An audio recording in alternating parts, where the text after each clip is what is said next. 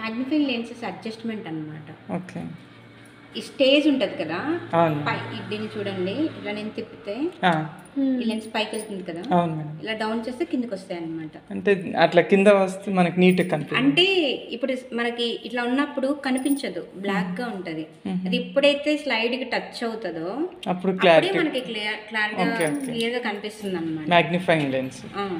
So ఇది ఏంటంటే ఈ రెండిట్లో ఏదైనా చేసుకోవచ్చు కదా అడ్జస్ట్, ఏదైనా చేయొచ్చు. ఇదేంటి మ్యాగ్నిఫైయింగ్ లెన్సెస్ అడ్జస్ట్మెంట్ అనమాట.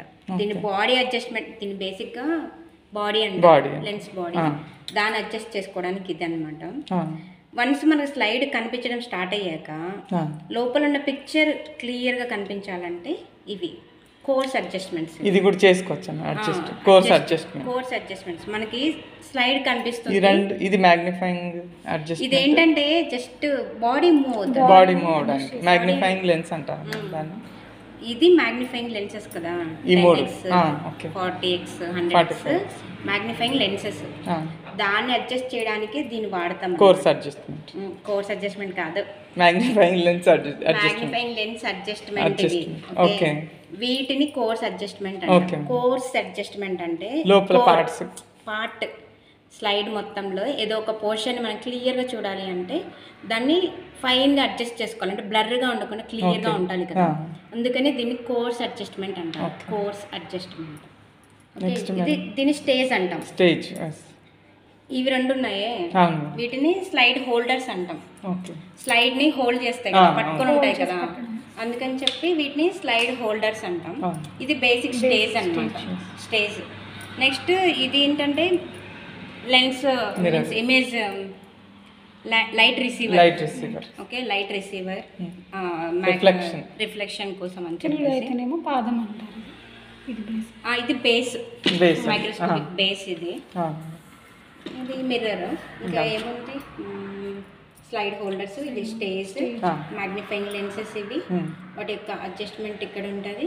ఇది ఆక్యులర్ లెన్స్, ఇది కోర్స్ అడ్జస్ట్మెంట్. ఇది ఏంటంటే బేసిక్ హోల్డింగ్ పార్ట్ అన్నమాట. మనం మైక్రోస్కోప్ ని ఇలా హోల్డ్ చేసుకోవాలి. హ్యాండ్ మైక్రోస్కోప్ అని కూడా అంటారు.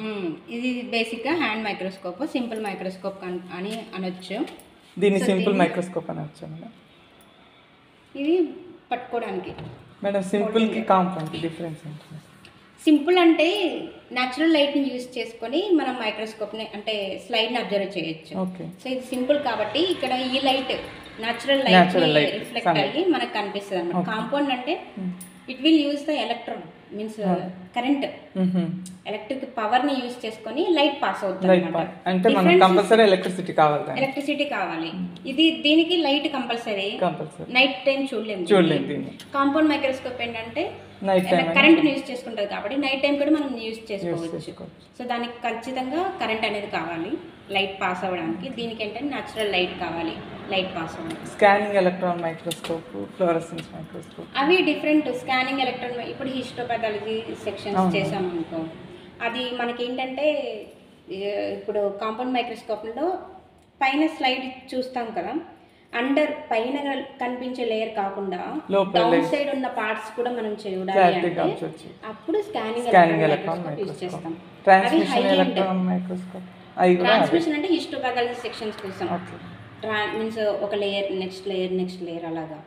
ఇప్పుడు కోర్స్ అడ్జస్ట్మెంట్ ఉందనుకో, పైదంతా బ్లర్ చేసేసి డౌన్ సైడ్ పార్ట్స్ ని క్లారిటీ చేసి మనకు చూపిస్తుంది. అది ట్రాన్స్మిషన్ ఎలక్ట్రిసిటీతో రన్ అవుతాయి. అది కూడా ఎలక్ట్రిసిటీతోనే రన్ అవుతాయి. సింపుల్ మైక్రోస్కోప్ తప్ప ఒకటే కరెంట్ వాడుకోవాల్సిన మైక్రోస్కోప్. మిగిలిన ఏ మైక్రోస్కోప్ వాడాలన్నా ఫ్లోరోసెంట్ అయినా, స్కానింగ్, ట్రాన్స్మిషన్, ఎలక్ట్రాన్ ఏదైనా సరే పవర్ యూజ్ చేయాల్సిందే. ఒక్కొక్క పర్పస్ని బట్టి ఒక్కొక్క మైక్రోస్కోప్ యూజ్ చేస్తాం అన్నమాట.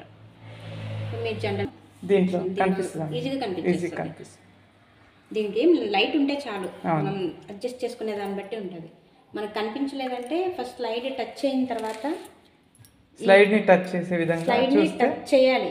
లెన్స్ అనేది టచ్ చేసిన తర్వాత జస్ట్ మూవ్ చేసామంటే అప్పుడు మనకి క్లియర్గా కనిపించడం స్టార్ట్ అవుతుంది. దాన్ని కొంచెం క్లియర్గా చేయాలి అన్నప్పుడు కోర్స్ అడ్జస్ట్మెంట్ అడ్జస్ట్ చేసుకోవాలి.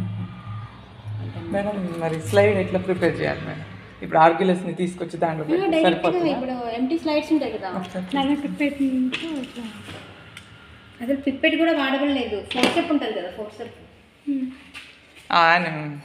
యానిమల్ని తీసుకొని ఫోర్స్ దాంట్లో స్లైడ్ మీద వేయడమే. బాడీ మీద యానిమల్స్ ఉంటాయి కదా, అవును మేడం. ఇట్లా పిక్ చేసుకొని ఒకదాన్ని స్లైడ్ మీద ప్లేస్ చేసి, కవర్ స్లిప్ ఉంటుంది కదా, కవర్ స్లిప్ లేదండి ఉంది కదా రౌండ్ గా, ఇది కవర్ స్లిప్స్ అంటారు మేడం. దాన్ని కవర్ స్లిప్ అంటాం.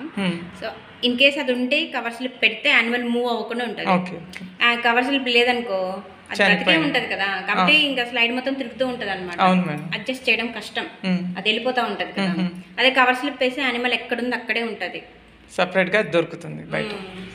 కవర్ స్లిప్స్ పెద్ద కాస్ట్ ఏమి ఉండవు. Okay madam. ఇన్ కేస్ మీ దగ్గర కవర్ స్లిప్ లేకపోతే కూడా మేడం ఇది ఉంది కదా, దీన్ని కూడా వాడుకోవచ్చు. వేరే మైక్రోస్కోప్ స్లైడ్ పైన ఇది వేసేయడమే, యానిమల్ అట్లా వేస్తే అక్కడే ఉంటుంది కాబట్టి. ఇక్కడ యానిమల్ని పెట్టి దాని మీద కవర్ స్లిప్ ఇలా పెట్టేసి ఈ స్లైడ్ యాష్ దాని మీద పెట్టేసి చూడొచ్చు. కవర్ స్లిప్ లేకపోతే దీన్ని కూడా వాడచ్చు అని. Okay madam. కొన్ని వాటికి యూజెస్ చెప్పండి. ఈ ఇంక్యుబేటర్, మైక్రో ఆర్గానిజమ్స్ అవేనా మేడం? ఇంక్యుబేషన్ ఇది యాక్చువల్లీ బీఓడి ఇంక్యుబేటర్. దీనికి ఏం యూజ్ మేడం? బీఓడి అంటే ఏంటి? బయాలజికల్ ఆక్సిజన్ ఆర్గానిజమ్స్ కదా. బీఓడి అంటే జనరల్ బ్యాక్టీరియా అంతా బీఓడి ఇంక్యుబేటర్లో పనిచేయదు అన్నమాట. మనకి బ్యాక్టీరియా కూడా మీసోఫిలిక్ బ్యాక్టీరియా ఉంటాయి, సాక్రోఫిలిక్ బ్యాక్టీరియా ఉంటాయి. మీసోఫిలిక్ అంటే 35 నుంచి 25 నుంచి 37 degrees రేంజ్లో అవి బతికేస్తాయి అనమాట. సైక్రోఫిలిక్ అంటే కోల్డ్ టెంపరేచర్, ఫ్రీజింగ్ టెంపరేచర్లో బతుకుతాయి కదా. అలా బీఓడి ఇంక్యుబేటర్ అంటే దీని టెంపరేచర్ రేంజెస్ ఉంటాయి. దీనికి 37 ఉంటుందేమో మేడం. ఎంత ఉంటుంది మనకు అక్కడ కనిపించట్లేదు, దీని మీద లేదు. మనం పవర్ ఆన్ చేసినప్పుడు మాక్సిమం దీనికి కూడా ఉంటుందా మేడం కోల్డ్ టెంపరేచర్? బీఓడి ఉండదు అసలు. ఫ్రిడ్జ్ అయినా ఇంకా ఫ్రిడ్జ్ ఒకటే కోల్డ్ టెంపరేచర్ అంటే ఫ్రిడ్జ్ ఒకటే పెట్టాలన్నమాట. సో బీఓడి అనేది జనరల్గా ఎనరోబిక్ బ్యాక్టీరియాకి యూజ్ చేస్తాం. ఎనరోబిక్ బ్యాక్టీరియాకి యూజ్ చేసినప్పుడు కావాలంటే పెట్టుకోవచ్చు. అంటే కల్చర్కి మేడం, ఇది కల్చర్ గ్రో అవ్వడానికి, బ్యాక్టీరియా స్పీషీస్ గ్రో అవ్వడానికి. ఇప్పుడు మనం ఎరోమనస్ అనుకో, ఎరోమనస్ జనరల్ బ్యాక్టీరియా, అది మీసోఫిలిక్ బ్యాక్టీరియా అనమాట. నార్మల్ రూమ్ టెంపరేచర్ కూడా అది గ్రో అవుతుంది. సో ఇక్కడ మనం ఈ ఇంక్యుబేటర్లో పెట్టామనుకో, సపోజ్ ఈ ఇంక్యుబేటర్లో టెంపరేచర్ 60 పైన ఉందనుకో, ఇక్కడ పెడితే ఎరోమనస్ పెరగదు, గ్రో అవ్వదు, అసలు గ్రో అవ్వదు. దానికి తగిన టెంపరేచర్లో పెట్టాలన్నమాట. సో ఇప్పుడు ఈ బీఓడి ఇంక్యుబేటర్ మీరు జనరల్ ఎరోమనస్కి ఏదైనా వాడాలి అంటే ఆ టెంపరేచర్ రేంజ్ అక్కడ ఉండాలి. అప్పుడే అది గ్రో అవుతుంది. అలా ఉంటే ఇక్కడ పెట్టేస్తే అది కల్చర్ వచ్చేస్తుంది అనమాట. ఆ టెంపరేచర్ లేకపోతే అది గ్రో అవ్వదు. ఇంకేమైనా యూజ్ ఉంటుందా? శాంపుల్స్ పెట్టడానికి ఏముండదు. వాటర్లో ఏమైనా బ్యాక్టీరియా ఉంటే చెక్ చేసుకోవడానికి. ఇంకా ఫిష్ శాంపుల్ కానీ స్ట్రింప్ శాంపుల్ అందులో కూడా బ్యాక్టీరియా చెక్ చేయాలి. ఏదైనా బ్యాక్టీరియా చెక్ చేస్తాం. యానిమల్లో కూడా డిఫరెంట్ పార్ట్స్ ఉంటాయి కదా, లివర్, కిడ్నీ, దాంట్లో కూడా చెక్ చేస్తాం. ప్యాంక్రియాస్, ఏదైనా చెక్, ఏ పార్ట్ అయినా మనం తీసుకొని కల్చర్కి గ్రో చేయడానికి యూజ్ అవుతుంది. కల్చర్ మీడియం మీద స్ట్రీకింగ్ చేయడం, ప్లేయర్స్ ఇక్కడ మనం పెట్టేస్తాం వాటర్లో. సో అదొకటే గ్రోత్ వచ్చేస్తుంది, అదొక్కటే యూజ్ అవుతుంది. మఫుల్ ఫర్నెస్ మేడం, అసలు మఫుల్ ఫర్నెస్ ఫీడ్కి సంబంధించింది. అది కూడా యాష్ కంటెంట్ ఒకటే. మఫుల్ ఫర్నెస్ మనం ఫీడ్ని బాగా మిక్స్ చేసి ఇంట్లో పెట్టేసాం అనుకో, అందులో ఫ్యాట్ ఎంత ఉంది అని తెలుసుకోవడానికి మాత్రమే, వేరే ఏం తెలియదు.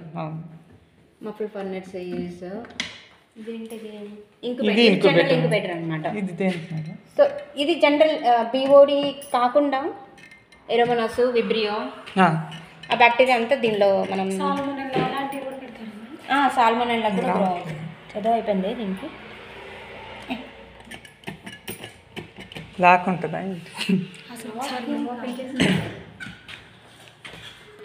ఈ రెండు ఒకటే. ఇది కూడా ఇంక్యుబేటర్. రెండు సేమ్. ఇది మేడం, ఇది కూడా కల్చర్ ఆఫ్ బ్యాక్టీరియా. ఇంక్యుబేటర్ అంటేనే కల్చర్ మీడియా. మన మీడియా తయారు చేసుకున్న మీడియాని స్టీకింగ్ చేసిన తర్వాత వాటిని పెట్టడానికి మాత్రం యూజ్ చేస్తాం. వేరే ఇంకా దేనికి యూజ్ చేయాలి ఇంక్యుబేటర్ ని? మార్నింగ్ వల్ల వాళ్ళు అవన్నీ గ్రోత్ వచ్చేస్తుంది, టైం ని బట్టి చూసుకోవాలన్నమాట. ఇది బీఓడి ఇంక్యుబేటర్. అది ఒకటి రెండు ఉన్నాయి. ఇది హాట్ ఎయిర్ ఓవెన్ అనమాట. ఇది మన గ్లాస్ వేర్స్ ఉంటాయి కదా, స్టెరిలైజేషన్ కోసం అనేసి మన పెట్రీ ప్లేట్స్ కానీ టెస్ట్ ట్యూబ్స్ కానీ. అంటే మేడం మనం సపరేట్ గా ఫస్ట్ వాష్ చేసిన తర్వాత పెట్టాలి. వాష్ చేసిన తర్వాత పెట్టాలి దీంట్లో. అదే మీడియా అంతా పోసేసి బయట అప్పుడు మీడియా అంతా యూటిలైజేషన్ అయిపోయిన తర్వాత వాటిని వాష్ చేస్తాం కదా, జనరల్ వాటర్ తో వాష్ చేసి ఇంకా స్టెరిలైజేషన్ ఫర్దర్ గా స్టెరిలైజేషన్ అంటే మనం వాష్ చేసిన తర్వాత అందులో ఇంకా వాటర్ ఉంటది కదా, అక్కడక్కడ డ్రాప్స్ ఉంటాయి కదా, ఆ డ్రాప్స్ కూడా ఇవాపరేట్ అయిపోతాయి అనమాట. ఇంక హాట్ ఎయిర్ ఓవెన్ లో పెడితే. ఇందులో హాట్ ఎయిర్ ఓవెన్ లో పెట్టినప్పుడు టెంపరేచర్ కంపల్సరీ చూసుకోవాలి. ఎందుకంటే కొన్ని టెస్ట్ ట్యూబ్స్ ఇవేంటంటే చాలా సెన్సిటివ్గా ఉంటాయి కదా, మనం 100-200 డిగ్రీస్లో పెట్టానుకో పగిలిపోతాయి, పేలిపోతాయి అవి. సో అందుకని హాట్ ఎయిర్ ఓవెన్లో మనం ఏం చేస్తామంటే 70 to 80 డిగ్రీస్ పెడతాము. టైం వచ్చేసరికి